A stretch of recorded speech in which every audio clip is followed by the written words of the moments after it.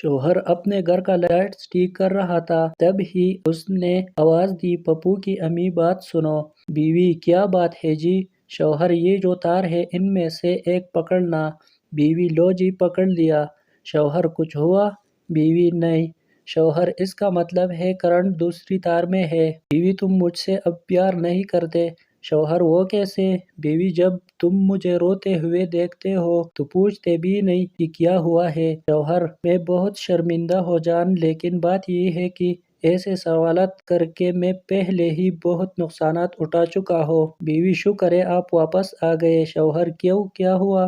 میں بازار ہی تو گیا تھا۔ بیوی: ابھی تھوڑی دیر پہلے اعلان ہو رہا تھا کہ ایک پاگل بازار میں گٹر میں گر پڑا ہے، میں سمجھی آپ ہی نہ ہو۔ آدمی نے پولیس اسٹیشن فون کیا۔